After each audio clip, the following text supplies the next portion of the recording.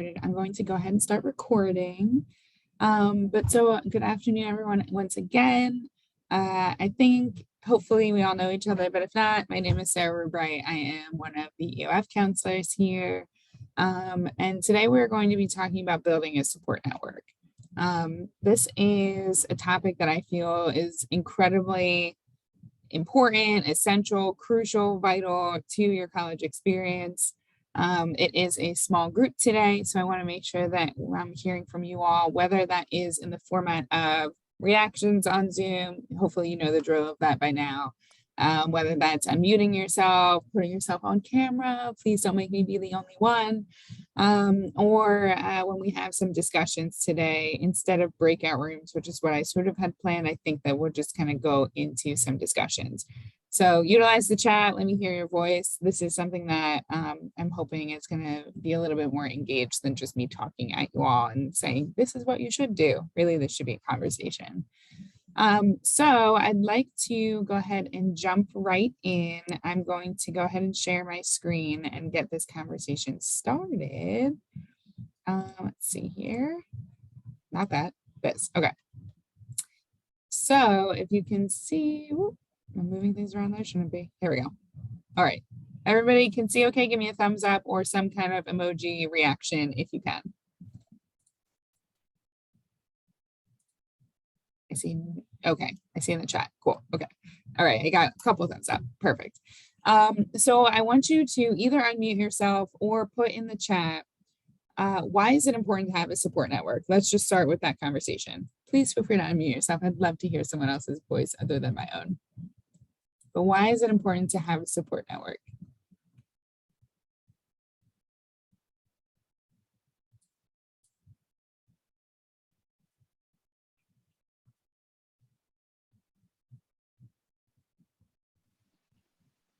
Hello. Hello. Go ahead, Vishwa. So I think you need to have a support network because they can help you when you're in need. So reason I think.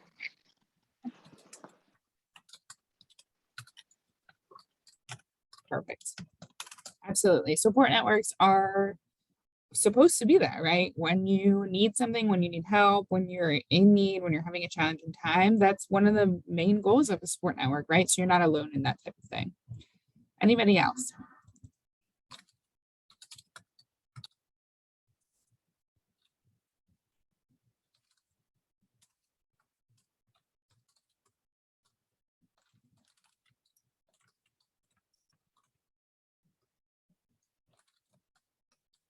All right, and put a couple other things on here that were in the chat. So someone said for encouragement, and someone else said to get more out of what you want in the goals you're working towards. Perfect reasons why it's important to have a support network. We have one more post-it. Anybody else have any other ideas as to why it's important to have a support network? No wrong answers here.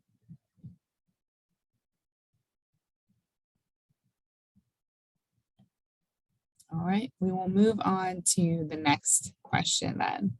So what makes it challenging to ask for help? This is something that probably nobody here is an expert at. I think that this type of thing is something that maybe we all struggle with a little bit. So what makes it challenging to ask for help? I think that there is one last thing for the support network, right?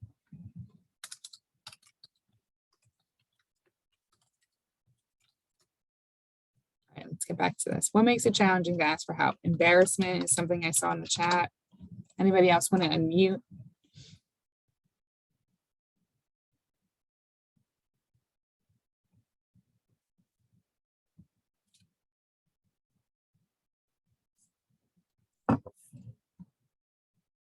Oh, come on. Is everyone perfect at asking for help all the time, 24/7? All right.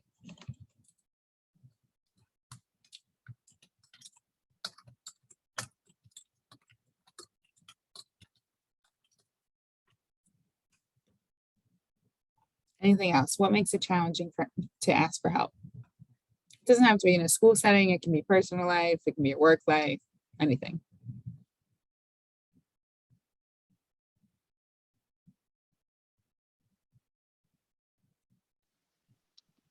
So I think it's a little bit of stereotype as well. So like if you ask for help, you're gonna look weak or something. So that's what Mhm. I think.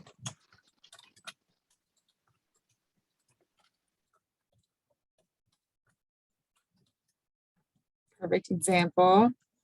You want to feel self-sufficient. Self-sufficient. Perfect. Anything else? I can always add a post-it.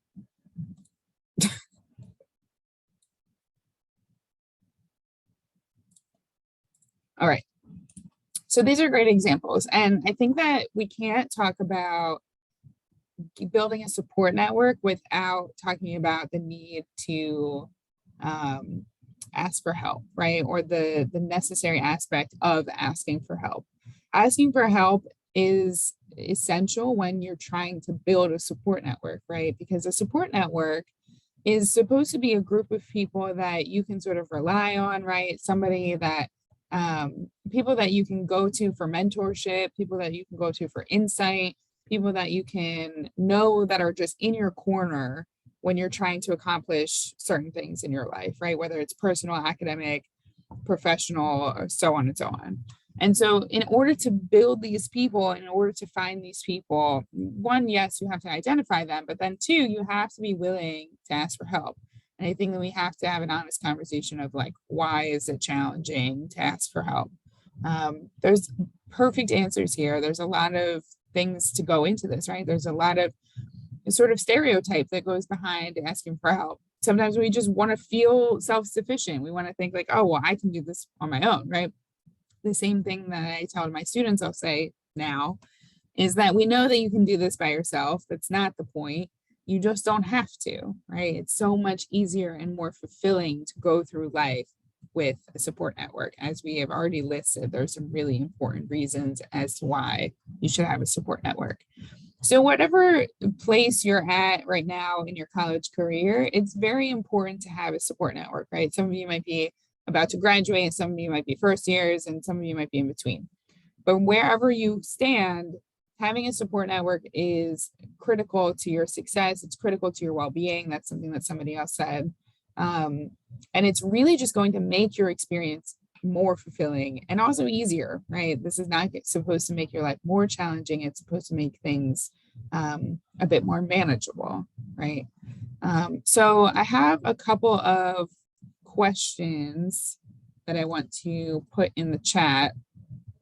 Let me see, pull them up. I accidentally closed my window. So let's see here.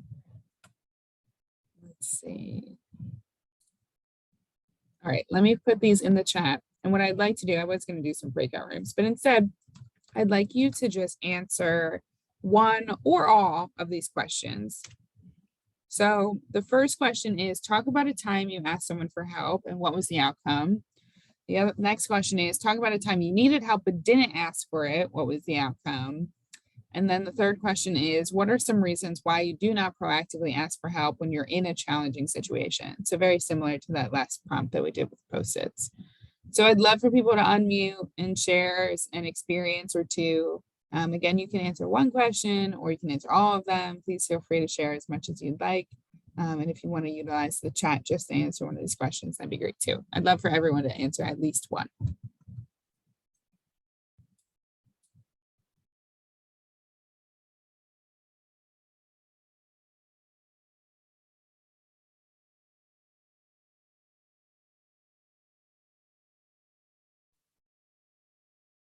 Hi, Sarah. Hello, how are you? I'm fine. I'm trying to think. And it can be personal life, it can be academic, it can be professional, it can be within the last week. It doesn't have to be an incredibly memorable experience, but I think we all have some of these experiences that we can pull from.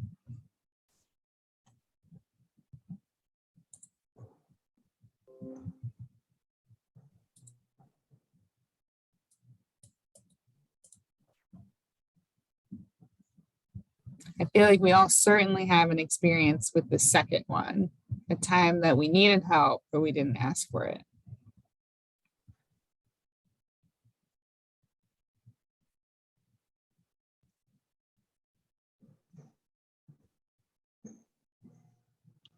I know when we asked, when I asked my professors for help, when I email them or through Canvas, I always get an answer right away.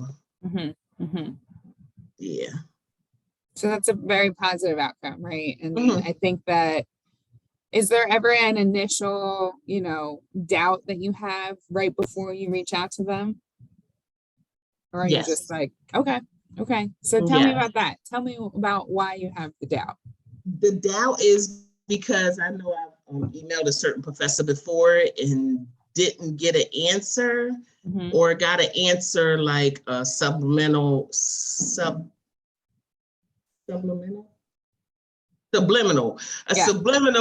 like response, like to sure. a general post. And I'm Okay, like, well, this answers my question, but you didn't like respond to sure. my direct email. And Mm-hmm. so that right there, I'm like, I'm looking for an answer to my question. So I'm constantly looking for a direct answer, but then I read an email to the whole class and I'm like, oh, okay, there's my answer. Sure, But sure. instead of saying, hey, look in the email, I sent out a general post to everybody. I don't even Mm-hmm. get that. So good Sure, thing I look at the announcements. sure. So I think that that's a good example of one of the reasons why we might be a little bit deterred from asking for help, right? Sometimes the responses that we may get are a little bit more impersonal. Sometimes it doesn't really feel like we're seen when we're asking for help, and therefore, why should we ask for help again in the future, right? Why do I need people in my corner if I'm going to be doing this by myself anyway, right? Is sort of the mindset that I think we can develop over time. But then I think there's probably a number of people that you can think of in your life that you're like, oh, well, I can certainly rely on them, right? But because we've had those negative experiences with other people, we might kind of transfer that to the people that we can rely on. And then suddenly we're asking nobody for help, even the people that we can rely on, right? So Gina has given a lovely example, and that's given so many minutes for everyone else to think about an example. So I'd like at least one more example from someone else based on one of these questions. And we could just stare at each other. I've got the next, 40 minutes.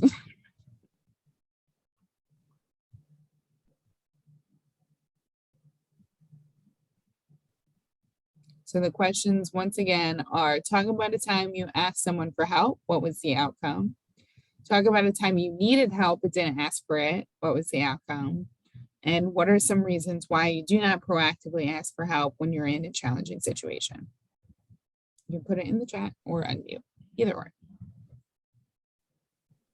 I know some of the reasons I don't ask for help because I don't want to be like turned down. And I know it's important to have like around 5 good people that you can rely on.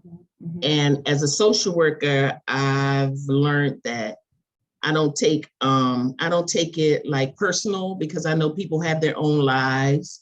People are doing other things. Maybe they forgot if I message them through a text message. Sure. So I do understand, as a social worker, everybody is doing something and maybe some people can't get right back to you.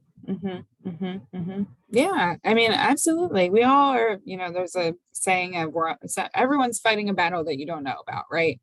Yes. But that doesn't alleviate the need to have support. And like you said, having like 5 great people to be in your corner, that's important. But it's also important to know that, you deserve support. And if something happens where maybe you ask for help and somebody doesn't answer you, you want to reach back out and say, hey, I'm here. Just a reminder, I reached out and I didn't get a response. I just wanted to follow up, and things like that are okay. It's important to know that you don't have to manage boundaries for other people, right? Like, other people need to manage their own boundaries. And so when you're asking for help, something that nobody's mentioned yet is a lot of times we ask for help, we feel like a burden, right? Like, I don't want to burden you with my problems. And so I don't want to come to you for resources and help, even though like that actually might be somebody's job, right? Like, I'm here to talk about what you have going on, but maybe you don't want to come to me or ask me or text me outside of office hours because you don't want to be a burden. But in reality, that's our responsibility to manage, my own boundaries, right? You're not responsible for that. And so, yeah, I think it's really important to recognize both sides. One is sometimes people have things going on and it's not intentional to, brush something off. But two is that it's okay to be the squeaky wheel and ask for help and self-advocate. I see something in the chat that says a reason why I do not proactively ask for help when I'm in a challenging situation is because sometimes professors seem to be in a rush, so I feel as though I'm bothering them. Yeah, so I was just saying, sometimes we feel like a burden, right? But then also the professors can sometimes feel a little bit impersonal. I think also something to keep in mind is that the style of communication that people have, everybody's got their own thing, right? So that's what Brittany's talking about. I like her response, and yes. Yes, perfect. Yes, absolutely. Brittany. Yeah. So sometimes people might be, I've had professors in the past or even colleagues that their response to an email will be like 3 words, right? But then you see them in person and they're boisterous and they're lovely and they're very energetic and happy people. That just might be their email communication style. Other times people will send you like a very lengthy email. But what's yeah. But what's important to keep in mind is that everybody's communication styles are a little bit different. And sometimes what happens when we ask for help, and this isn't all the time, right? There are certainly negative experiences that people have had out there, so I don't want to invalidate that. But a lot of times what can happen is if we're already feeling a little insecure about asking for help, and then we might get an email back that maybe doesn't have a lot of characters or isn't very expressive, I might immediately read that as a sarcastic tone or an annoyed tone in my head because I'm already feeling bad about it. But maybe that professor was just trying to get an email response back to you as quickly as possible. Now, that's a very general statement. And there's certainly a lot of times where professors, unfortunately, have not been very caring or kind or compassionate. Oh, in person, not an email. Yeah. So then there's something called reporting, right? Which is an actual important thing. And this goes back to self-advocacy.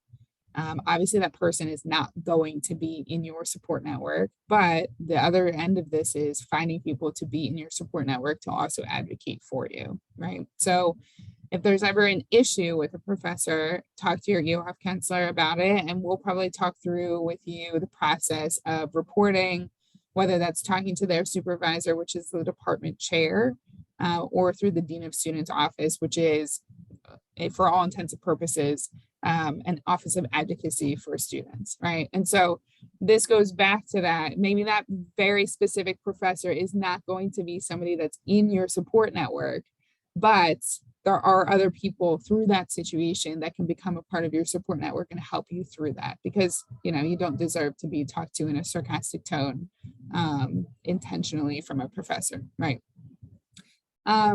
So that's a reminder that your EOF counselors are part of your support network, whether you like it or not. So talk to us. So I'd like to switch gears a little bit and talk about the campus resources that we have, right? Because that's part of this building your support network. You can't build your support network if you don't know who and what is available on campus, right? So I guess on a scale of like 1 to 5, you can drop it in the chat. How well versed, I guess, do you feel about the campus resources available to you? Do you feel like you know everything that's available on campus and you utilize them really well, and that would be a 5? Or do you feel like you don't know a whole lot of resources on campus and you don't necessarily utilize them, and that would be a 1? So no wrong answer. 1 to 5, where do you feel like you're at? 5 being you feel very confident about the resources on campus, and 1 being not so much. I would like to use more services, but I can't find the time. And that really worries me, especially getting ready to graduate. It's like so many questions I have, so many things I want to get straightened out, like my resume. And it's like with the way these classes are set up in internship, it's like I need to find the time to do it. Yeah. Okay. So where do you feel like you would stand on a scale of 1 to 5? With the resources at the school? 1 to 5. 4. Okay. All right, perfect. So everybody's sort of on the upper end of things, which is nice. And so now I'm going to put that to the test. So this is a little bit of a lighter conversation, a little bit of a lighter workshop. I have a Kahoot. I don't know if anyone's done this in a while. I haven't done one of these in a very long time. But I have a Kahoot that I would like to go through with some questions about campus resources. So let me see here. Oh, never mind.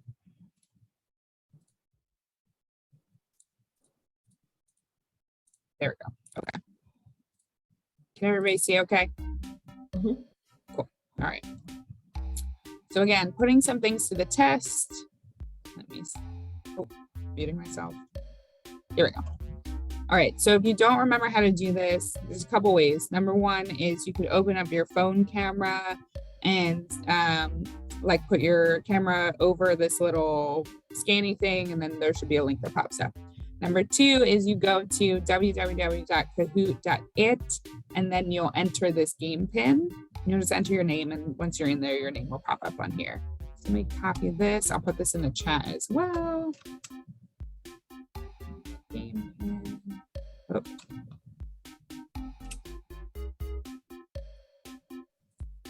All right. Now I have not done Kahoot in a very long time, so hopefully this goes nice and smooth. I feel like these were all the rage at the beginning of the pandemic, and then we all kind of were like, we're done with them. But I thought it'd be fun to bring it back.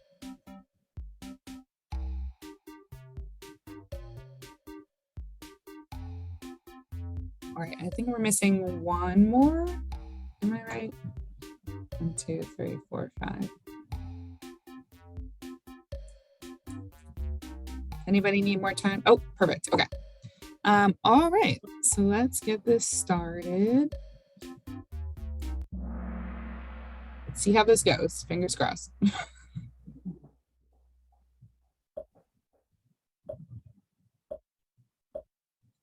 All right, so first question is true or false? The best way for me to make an appointment with my academic advisor is through an email.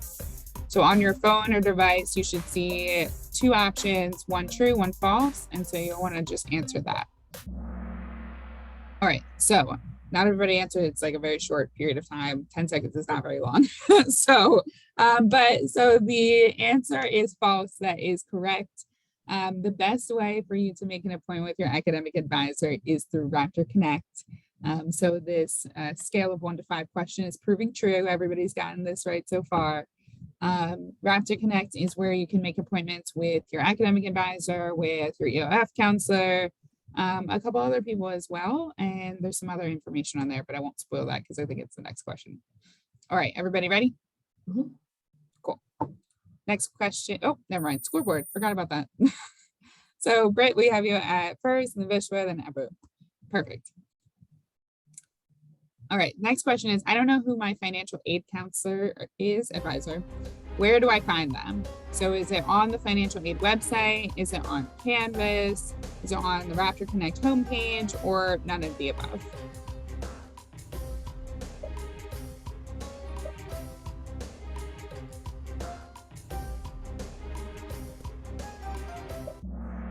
All right, only a couple of answers. Oh, we had 4. We have 1 missing person, but so it was on the Raptor Connect homepage was the correct answer.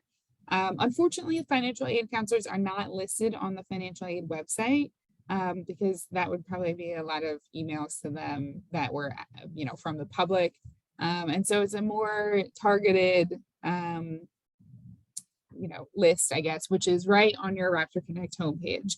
It's under this tab on your homepage that says success team, I believe. And it should have listed your academic advisor, your EOF counselor, financial aid, and anybody else that's sort of associated in your success team is what we call it. All right, everybody ready? Thumbs up. Good, cool, okay.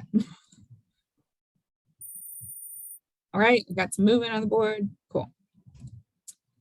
Next question is, I have a balance on my term bill. What should I do? Should I carefully review my term bill to see why I have a balance? Should I reach out to financial aid for further explanation and assistance? Should I talk with my EOF counselor, or all of the above?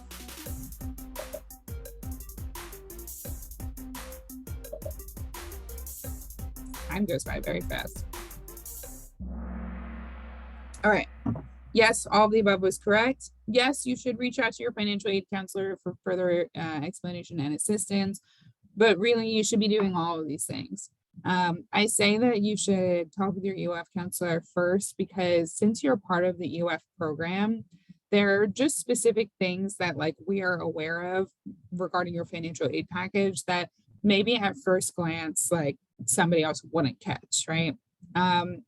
It's very important to talk with all of these resources, including yourself, right? Look through your term bill first and see if you can spot anything, but then talk with us and then talk with your financial aid counselor or general financial aid for assistance of, one, what is the issue with your bill, if there is any, two, if there are other avenues for financial aid support, and then with us, you know, finding out if there's any other types of funding that we can help you find or appeal for in order to get some more aid for your balance.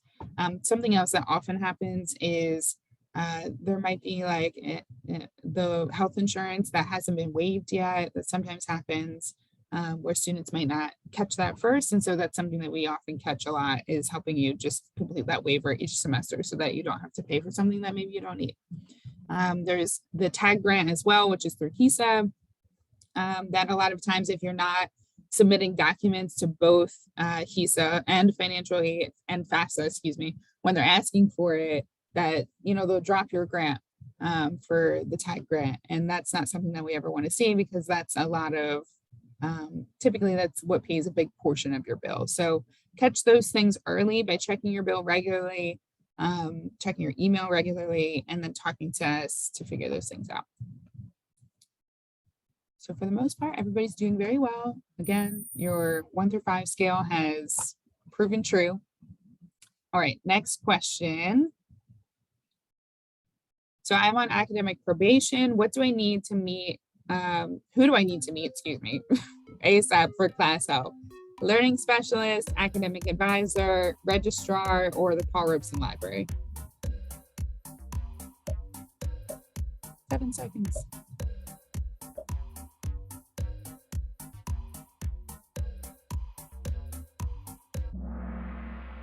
Oh, nobody got this right. Wow, interesting. This is kind of a trick question. So it's a learning specialist. When you're on academic probation, you are required to meet with a learning specialist. Although that is like the person that you really should be talking to as soon as possible. Academic advisor, yes, but really mainly if it's gotten to the point where you are on like a SAP plan, which a SAP plan is about satisfactory academic progress for students. It's something that's tied to your financial aid. And it usually gets to the point where, like, if you have been on academic probation for a little while, that kind of flags the FAFSA, federal financial aid, to say, oh, well, you haven't been doing great for a while. So like, why are we giving you funding? Or if you are, you know, not completing your classes regularly, so you're continuously withdrawing and so on and so forth, that kind of like flags them. And then you might be put on something called a SAP plan, which is something that you have to work with your financial aid counselor and academic advisor for. But in terms of like general academic probation, the person that you're going to be working with is a learning specialist. And if anybody has questions on these, since we're a small group while we're going through this, please just stop me or drop in the chat and we can go through that. The scores have not changed, I guess. And here we go. Next question, true or false? Withdrawing from a course won't affect my financial aid at all. Withdrawing from a course won't affect my financial aid at all.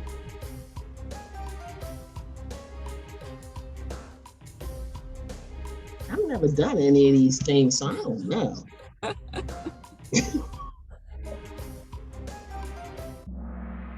All right, so false. It actually, and some people didn't vote, so I'm gonna say that maybe we didn't know, but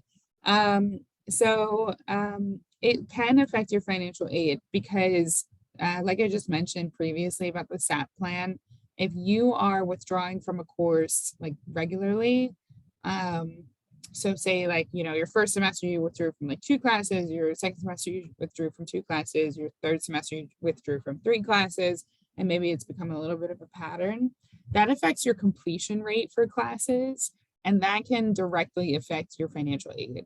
It also depends on at what point in the semester have you withdrawn from a course and whether or not that's dipped you from full-time to part-time. And so that could certainly affect your financial aid as well. So really, it's important that if you are ever considering withdrawing from a course, that you're talking to these resources like your EOF counselor, financial aid, especially, just to see what the impact would be before you do the withdrawal. I thought that would only affect your withdrawal wait a minute, that only affects your withdrawal, like the amount of money that you would be getting, or would it affect like your grades? No, not the grades, your GPA status or anything like that? So it wouldn't affect your GPA, which is why the withdrawal option is a good option sometimes, right? It's a nice option to have. So it's like in lieu of, taking the chance that you might fail this course, or, you might get a D or just a grade that you don't want in this course. You have that withdrawal option. Maybe you have some personal things going on and you just can't balance all of these courses just yet. It is a worthwhile option to explore when you need it, but because it doesn't impact your GPA. But if you are withdrawing like early in the semester and say you had 12 credits and then you withdraw and suddenly are part-time, that can affect your financial aid. If you are someone who is on that cusp of not at a satisfactory academic progress rate with your completion percentage for classes, meaning like you sign up for a class and you complete the class and you pass it, that's your completion rate for classes. If you have a lower completion rate and then you withdraw from a class, that can really impact your financial aid for the future.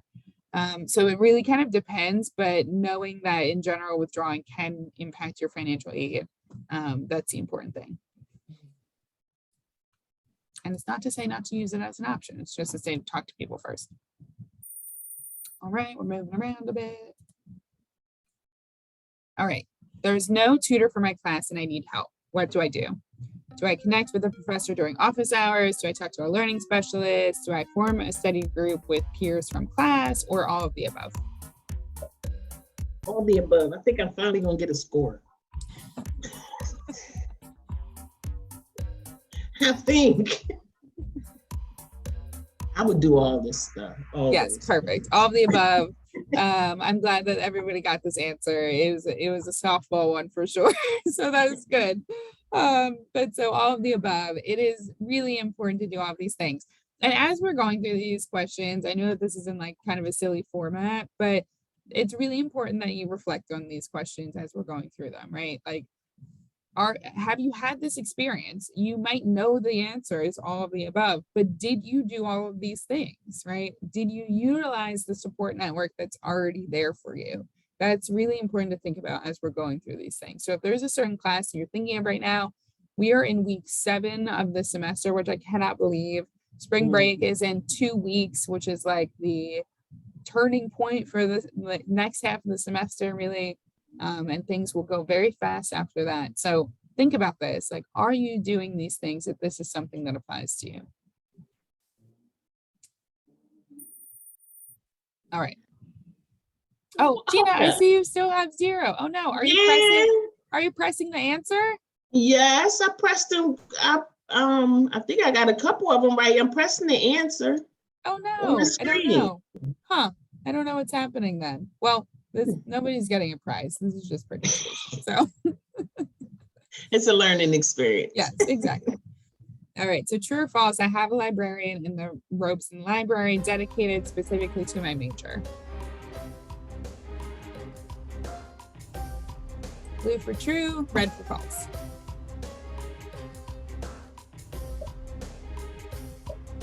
See, I hit true and ain't nothing coming up. Oh no. Okay, so true. You do have a librarian in the Paul Robeson Library dedicated specifically to your major. So if you didn't know this, or if you were just guessing true because like maybe this was a leading question, please know that you do have one. I actually was just meeting with a student before this, and they were having a struggle with their, oh no, we lost some people. I just realized that they must have gotten kicked out. Okay.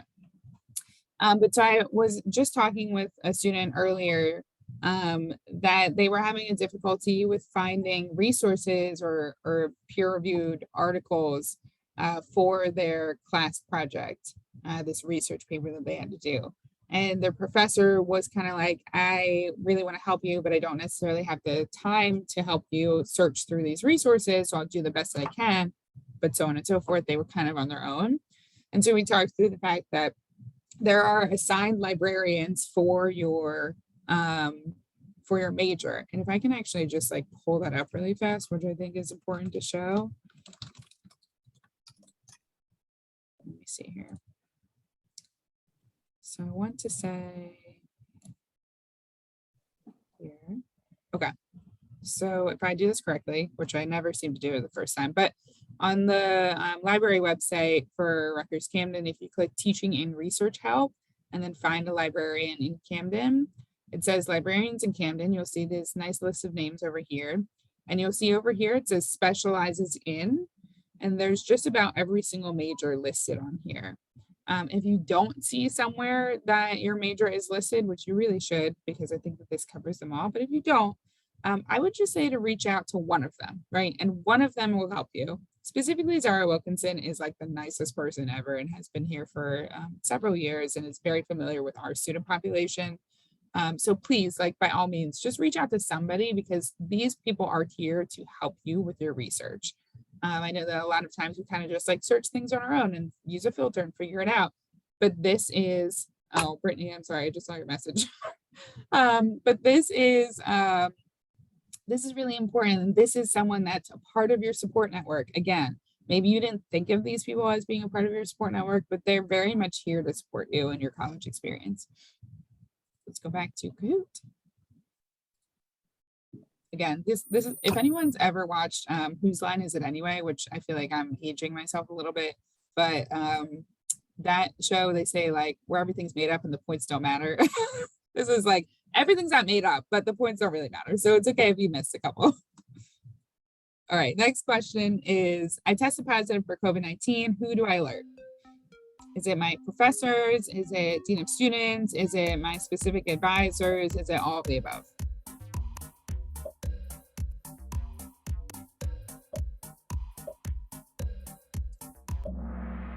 All right, perfect. I just realized the questions are on the phone. I'm tapping my computer. Oh no. And I said, let me look them. I said, we had to upload this thing on our phone. Oh no. Oh my gosh. Well, we're like less than halfway through, so you've still got a number to catch up. And if you answer faster, you get more points. So if the competitive nature in anyone's coming out, okay, just know that. But so yes, so professors is correct, but this is an answer where it's all of the above. Dean of Students office, once again, if you're not familiar with their office, there's several pieces to their office, but all in all, just keep in mind that they're really here for like student support and advocacy. It's an office that's like a little bit larger than our office, but they do a lot of, I guess, similar things in terms of supporting students, just on a larger scale. So they'll help you with anything from, you know, say you have like a family emergency going on at the moment and it's making you miss classes regularly, right? It's a longer term thing.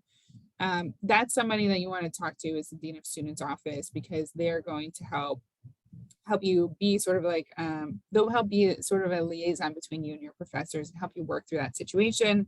Maybe that family emergency is tied to some financial loss, right? And maybe they can help you with that as well. Maybe it's that you're going to need some more time for classes, and they'll work with your professors about getting extensions for things. Like they'll just do whatever it is that you need and try and help meet you where you are. for like larger scale issues that aren't just, alerting somebody necessarily, if that makes sense. So Dean of Students is very important because they're sort of like intertwined in all of that too. And they'll just kind of check in with you about any resources that you might need based on your experience with COVID-19. Maybe you're somebody who's sort of had that like long COVID, right, where you just keep testing positive. Maybe your job isn't letting you come back to work, and maybe Dean of Students can help you out with some funding in the meantime. Again, they'll help you with things like if you're having a bad experience with COVID, helping you talk with professors and figure something out so that you can finish the semester successfully. And then again, like even with all of that, it's not to say that the Dean of Students is like a one-stop shop to do everything else for you. It is important still to talk to your professors, talk to your advisors, like your UF counselor or academic advisor. And you really, if it comes down to it, you can just send one email to all of these people. If you aren't familiar with the BCC option on an email, there's like the CC option, which is copying somebody, and then there's BCC, which is like blind copying somebody. You can do the BCC option, which doesn't allow the people on the email to see who else is on it. So you can send one email to everybody and just keep it general and say, like, good afternoon, I have COVID-19. I just tested positive on this date. I just wanted to touch base and let you know, right? Short and sweet. But at least that way you're communicating with all of these people. Thank you. I never knew what BCC meant, and I often wondered. Thank you. Yes. A lot of people don't, actually. It's not very utilized. And I feel like nobody really talks about that as an option. It actually stands for blind carbon copy. But it's, whether you're copying somebody or blind copying them, it's either one of those options. All right, here we go. So true or false? I emailed a professor a week ago and I have not heard back. I should wait until they answer me. Blue for true, red for false. Okay, perfect. Yes. So false is the correct answer. You should, I feel like this one was worded a little strange. So maybe that's on me. But false is the correct answer. This goes back to what I was saying earlier. If you are not getting the support that you need from the network of people that you have, right? And your support network is not just the people that you've chosen, but it's the people that are there too, right? Like your professors are supposed to be a part of your support network. Maybe they are not the people that you chose, but they are there and they should be part of this network as well. If you reach out to someone and they don't answer you within like a week, reach back out, right? Like don't let somebody else be in charge of whether or not you get what you need. There's so many sayings that, go along with this. It's closed mouths don't get fed. The squeaky wheel gets the grease, right? Like all of these things that we say because we know that this is true, that you need to be the one to advocate for yourself in this. It's not to say that you're alone. It's just to say that you demanding the support that you need is not a bad thing, right? And we're not perfect human beings, right? Like we're not always going to answer every single email. Lately, so many emails have been coming to my spam email or my spam folder. I have no idea why. I think Rutgers has upped security or something. And sometimes there's an email that I might miss, or maybe I forget to check my spam folder for a couple of days, and a couple of days go by before I respond back to somebody. And so please, by all means, like after 48 business hours, if somebody hasn't answered you, it is perfectly acceptable to follow up and say, hi, I just wanted to follow up. You can hit reply all on the thread that you started, and it'll like go back to that person. They'll see that initial email that you sent, and you can say like, hi, I just wanted to follow up on the email below. I just wanted to check in and see if you had an answer for me, or see if you received my message, or so on and so forth, right? And so that's what the reply all is for, to bring that first message to their attention. So reply all is used for a couple different things. I would call that one a little bit of a life hack. But reply all is say you have like a group project, right? And somebody emails you, and then there's like other people on the message too. You can hit reply all and it'll send that email back to everybody else that's on the email. And so you'll see it in a thread of messages, right? So you'll see that that first person said this next person said this, the next person said this. Because if you just hit reply, it'll only go back to that person specifically who sent it to you. Okay.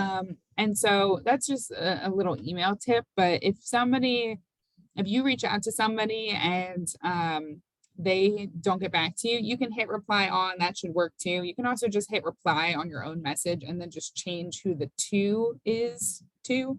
And that should work too, either way. Thank you. Yeah. All right. Maybe 7. Okay, I can see. Oh, my look at score. you. Look, Gina. Yeah, there we go. Yes, now I see my score at the bottom. We're on of the my board. phone. We're on the board.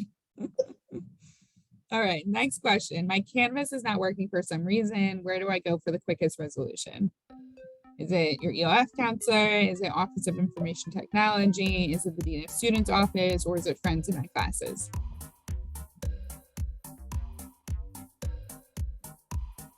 They said, now that was quick. Yes. All right, everybody got this one right. Yes, Office of Information Technology. The other options are fine too.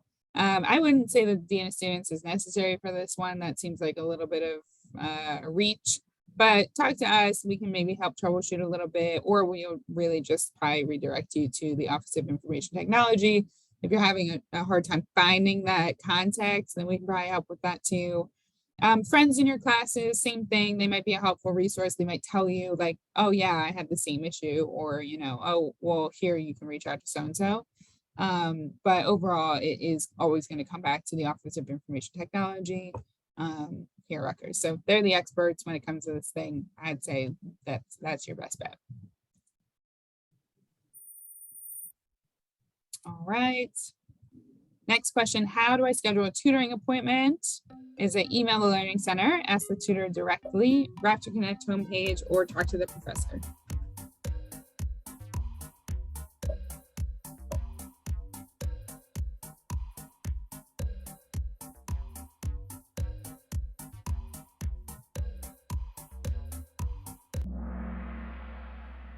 Wow. Oh.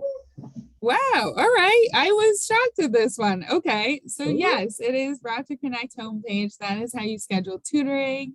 Emailing the Learning Center. I mean, what they're just going to do is redirect you back to the Raptor Connect homepage. And so I think one of the questions on here is actually going to answer what I'm about to say. So I'll stop there. But Raptor Connect homepage, on your main homepage for Raptor Connect, you should see a button, like a blue button, and it says like schedule appointments / make tutoring or something like that. Oh no, your Kahoot froze. Oh no. Technical difficulties, call OIT. But so on your homepage for Raptor Connect, there's a blue button. It says like schedule appointments or make tutoring appointment. And that's where you'll go for that. It's the same way that you schedule meetings with your ELF counselor, with your academic advisor. That's also the same way that you'll schedule tutoring appointments. You'll just select tutoring. It says like course-based tutoring or something of that nature, instead of like schedule with so-and-so. All right, moving right along. Brittany, you have 4 correct answers in a row, if you didn't know that already. All right, next question. I live in the residence halls and someone stole my stuff. Who do I contact? Campus Police and Residence Life Office, Dean of Students, or Student Affairs?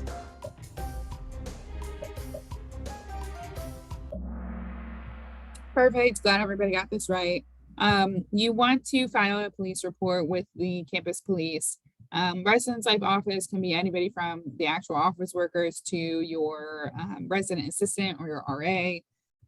To the residence hall director, right? Like just somebody in residence life should be aware. But if the first thing that you do is call campus police and submit a report, that's great. Then the next thing that you should do is talk to someone in the residence life office.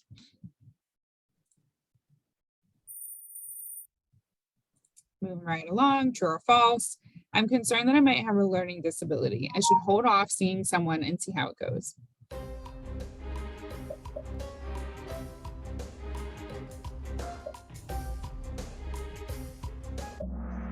Glad everyone got this one right. Thank you.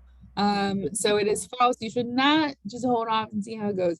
And again, this is one of those questions where I'm just going to pause really fast and say, you might know that this answer is false, but maybe this is something that you have or are experiencing, right? And so I really want you to think, like, does this apply to me? Have I done the true or have I done the false, right? We have the Office of Disability Services, and I know that just like we talked about asking for help, that office title can sometimes have a negative stigma with it. So if it's a learning difference, you want to call it, or some people do identify with learning disability. Either way, it's an office of support that is going to help you have an equitable experience at your college, in your college experience. And by that, I mean, you know, if you have a learning disability, it means, and you're not tending to it in any kind of way, or you're not working with people to get accommodations for it, that means that you're not having an equitable experience, which means that you're not having the same experience or the same kind of support as everybody else who may not have that learning disability. And so you really just want to make sure that, like, again, if this applies to you in any kind of way, even if we know the answer is false, please make sure that you are taking care of yourself and getting the support that you need and utilizing the support that we have on campus for this type of thing. I don't think this is a question, so if it is, I'll be spoiling this answer, but the Office of Disability Services also has testing available, which testing for a learning disability can be really expensive. If it's something that you've gone through personally or know somebody that's gone through it, it can be really expensive. And so it's offered here at like a fraction of the cost. Sometimes we can even find support to like cover that cost. And so if that's something that you're worried about, like talk to your UF counselor, talk to the Office of Disability Services, and we can see if we can work something out.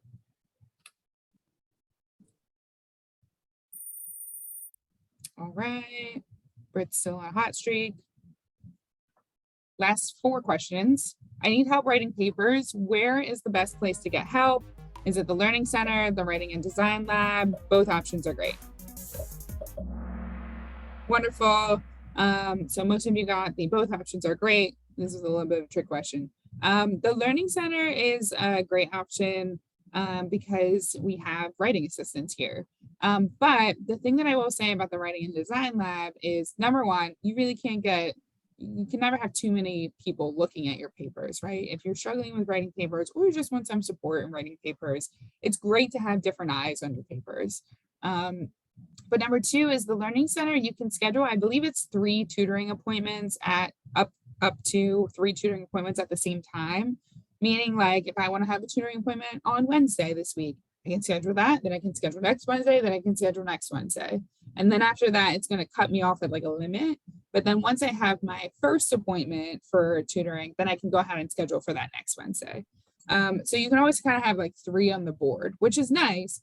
But then if you're like, maybe you have tutoring for pre-calc and then you need a writing assistance appointment, that's going to like take away, quote unquote, from your 1 or from your 3 tutoring appointments that you can put on the board. So then maybe instead you do your tutoring with the Learning Center and then you do your writing assistance with the Writing and Design Lab, which is like a separate entity. So if that makes sense, I don't know. But either option is great. And it's really just a matter of preference and then knowing that sort of whatever I'm trying to say, limit. There we go. This was on hot streak. Woo. All right.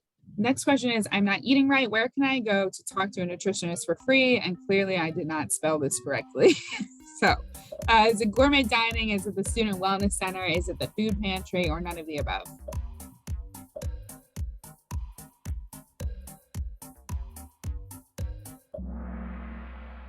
All right, so nobody got this right. Wow, look at that. Dining. Gourmet dining. Who would have thought, right? Gourmet dining.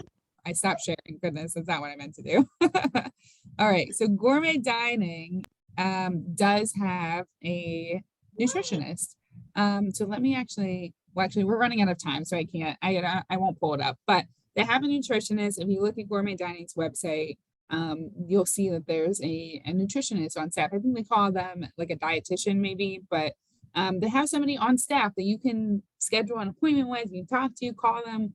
And sometimes they do like little pop-up things in the campus center or in the cafeteria. And yes, you can talk to a nutritionist that's licensed professional for free. So the wellness center is not the place to go. Well, if the center's not the place to go, they're going to redirect you to gourmet dining. Thank you. All right, last two questions. I know I'm going to miss a class. When do I alert the professor? Is it before the class, during the class, after class, or no, I do not need to alert the professor?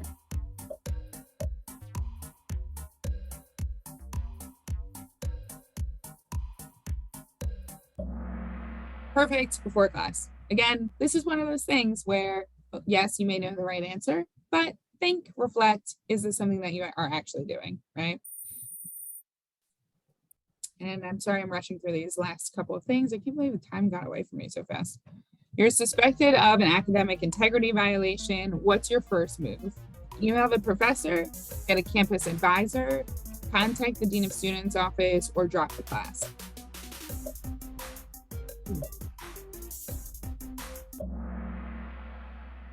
Oh, okay. Yep. So nobody got this one right. Sometimes it takes me a second, but get a campus advisor. So if you're not familiar with what a campus advisor is, this is something that's part of the process when it comes to like the like code of conduct, when it comes to student conduct on campus, right? So these other things might be okay, drop the class, really not. Maybe you want to talk to the professor about it and so they can clarify, but really at this point, if it's been submitted or reported on the behalf of the professor, that it's already sort of in motion. A campus advisor, there's a list of campus advisors, I believe on the Dean of Students website. I see something in the chat, connection issues. Okay. I also know that we're almost at time, so if people have to go, thank you, but if you can stay, great. But so campus advisors are listed on the Dean of Students website, I believe, but if not, when this type of situation happens, you will get sent a list of campus advisors. And it's somebody that's not like a lawyer by any means, but it's somebody to help support you through this process. Because of course, like academic integrity or plagiarism or whatever it may be, it's scary and you don't want to go through this type of thing alone. But you do need to reach out to the campus advisor and basically like select one in order to start working with them while you're going through this process. So if you ever need more information on that, talk to a NEOAP counselor. We're aware of this too. But there are people that you may know that are like listed on the campus advisor list. All right, and this should be the last question, true or false.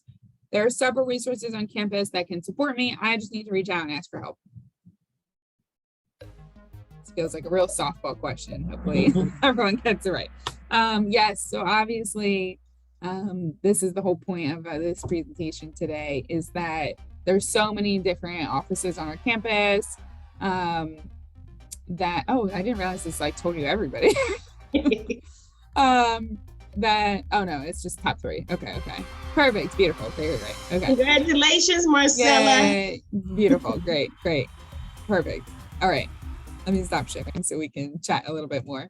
But so yes, so the whole point of this is that, like everybody said, hopefully you are aware of the campus resources that are available. And that was really just like a very quick crash course in like the types of things that might come up in your life, in your college experience, and the types of resources and people that are on campus that can help you through that experience, right?